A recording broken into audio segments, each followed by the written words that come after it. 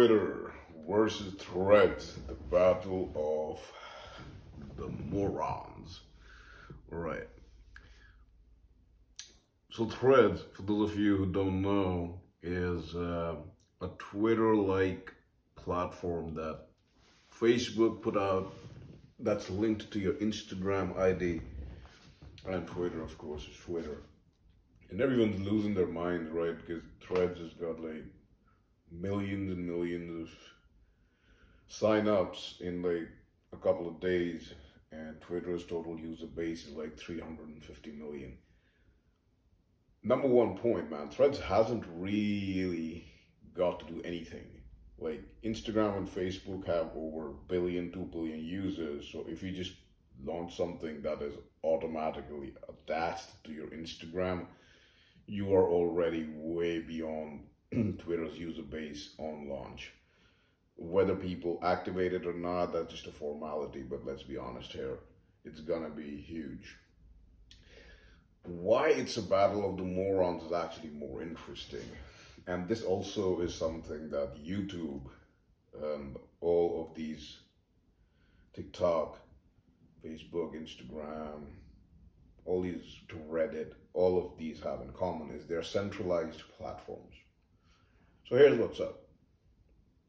Centralized platforms are fast and they have a lot of money being pumped into them to market them, so they have a lot of people using them. But the biggest disadvantage of a centralized platform like Twitter or Threads or Instagram or Facebook or YouTube is that there are people who control it. People are not machines. They have their beliefs, they have their ideas. So, and if they don't agree with what you're tweeting, saying, sharing, they will ban you, block you, and now you're unpersoned, which is a term from like 1984.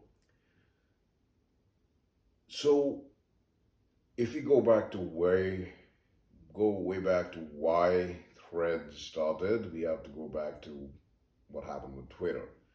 So basically, Twitter was taken over and everybody was promised like, oh, I pinky swear that I'm going to buy Twitter, I'm going to let free speech happen, blah, blah, blah, blah, blah. And then in the end, it just ended up scaring off a bunch of people and not really allowing free speech to happen. So it was just monumentally badly rolled out. Now, free speech does not need permission. So the moment someone says, I will allow free speech on my platform, you're never going to get free speech because someone has to allow you to speak freely. Twitter is centralized. There is never going to be truly free speech on any platform that is centralized because somewhere, somehow, even the most objective human being, is a human being, not a robot. They're going to have their own viewpoints, their own limits that you cannot cross, which is fine. It's their centralized platform and you're using it. But the rollout with Twitter was egregiously idiotic. So here's the thing. If you are someone who bought Twitter, but your entire net worth and business is built on legacy finance and people who have been basically funding the system and closest with the banks and everything else, they built you, they can tear you down. When you became successful through that system, you are beholden to that system. So if you move beyond the boundaries of those who actually made you big, they will pull back their support, which is exactly what's happened to Twitter.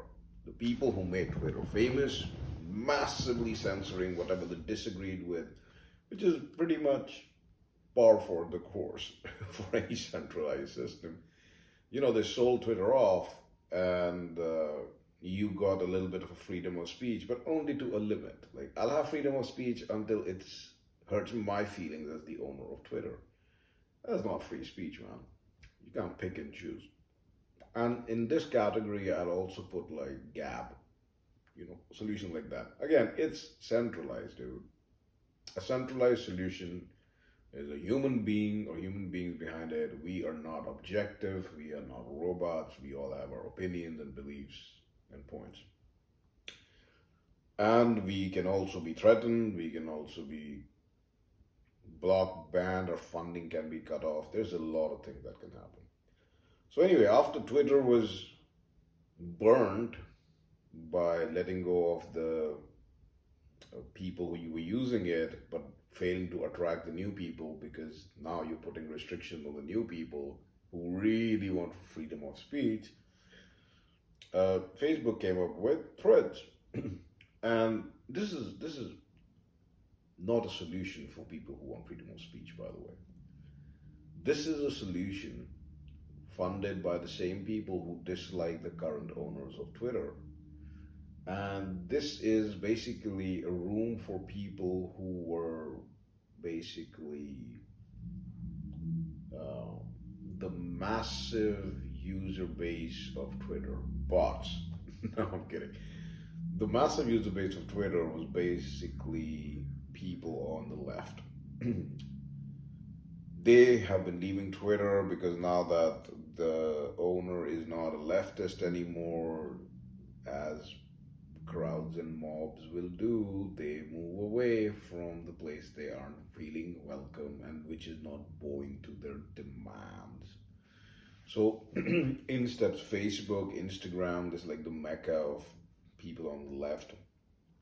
And they're like, yo, Twitter has become this and Twitter has become that, and Twitter is attracting these people and that people, and your little emotions are getting hurt, and your little unicorn high knees are feeling sore from all the truth bombs that you have to hear, which itself is not true. The truth bombs are very, very curated, even now on Twitter.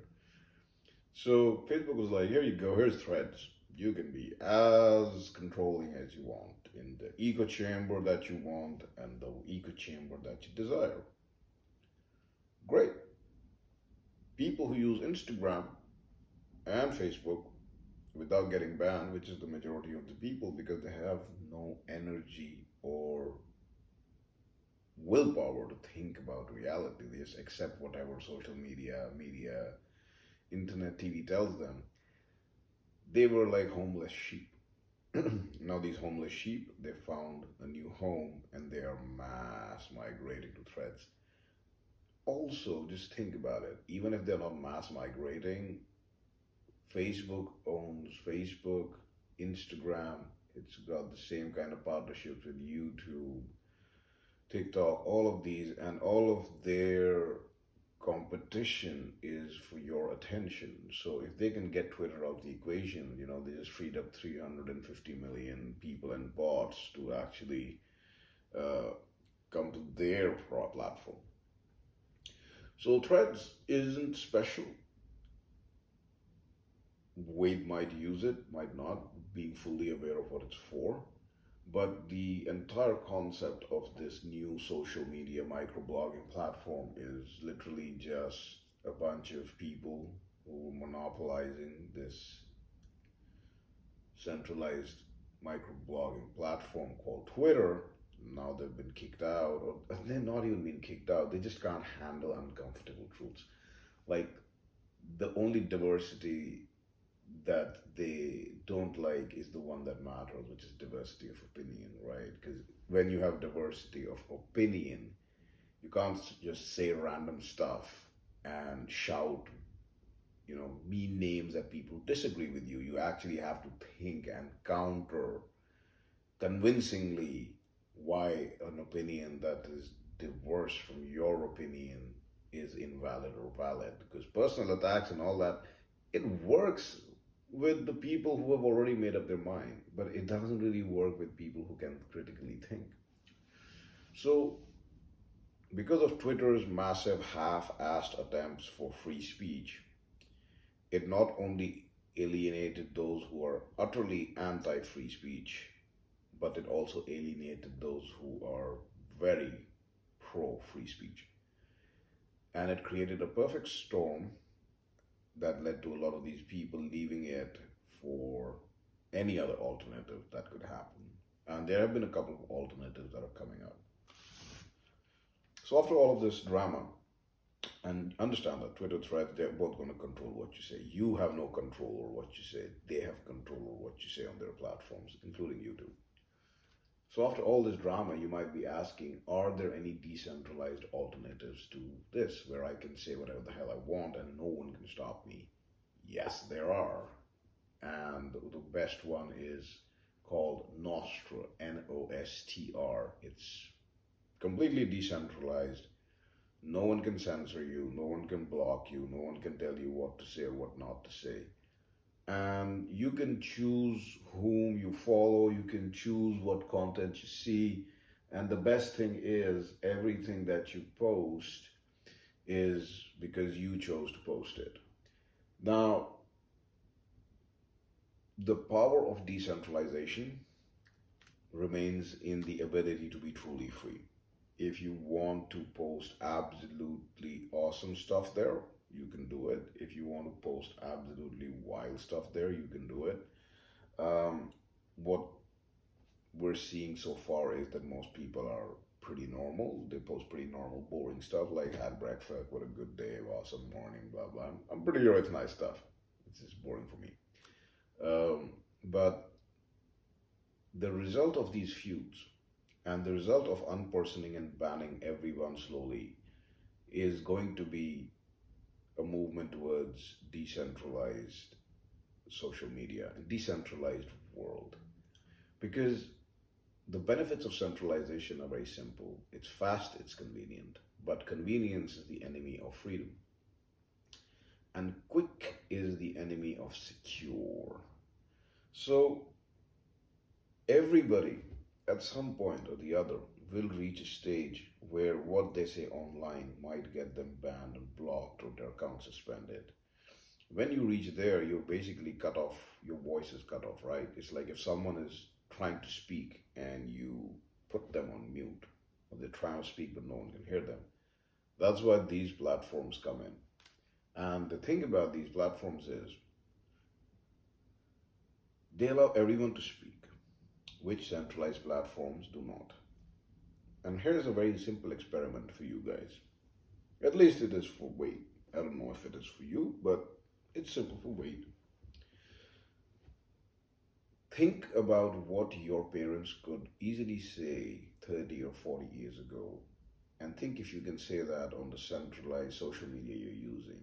If saying what they could say 30 or 40 years ago will get you banned today, then in 30 and 40 years, if you continue using these solutions, then in 30 and 40 years, you will not be able to say what you are saying today in those same platforms.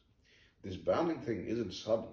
It's not because you made one bad tweet or whatever and you got banned and suspended. It's a deliberate, slow shift. It's shifting the window of what you are allowed to say and what you're not allowed to say. And it's slow. That's why you don't care. That's why you don't notice it. But if you have the brain, then if you're alive long enough, especially if you're a teenager, you won't notice this. You've barely been alive for like 10, 15 years. You don't know any better. That's literally your reality. You're going to notice this once you've been alive for like 20 years, 30 years, 40 years, that, wow, this stuff is shifting. What I could say as a teenager, I can't say as a 20, 30, 40-year-old. The world hasn't changed, but I'm being told that the way we can express it is changing. That is what makes Twitter and Threads the battle of the morons, because it is a centralized system run by people who don't really want knowledge or freedom. Number one, morons.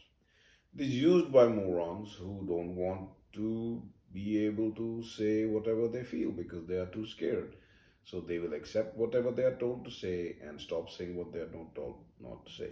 If tomorrow they are told to say that anybody who says the sky is blue and not green is racist or blah, sexist, blah, blah, blah, any of the ists, they're going to stop saying that the sky is blue and start saying the sky is green. Read 1984. It's an excellent example of this. If you want to not be a moron, move to decentralized systems and solutions like Nostrum. Decentralization is what will help you. It'll save you, your family, if you have any, if you plan on having any, and your future generations. And if you would rather just end being comfortable in your centralized zone of existence, then hey, good luck to you, and we probably won't be seeing your DNA around long anyway, right? Remember this, there is no growth in the comfort zone, and there is no comfort in the growth zone. To be or not to be a moron, that is your question. And until next time, keep it cool, keep it sexy, and enjoy.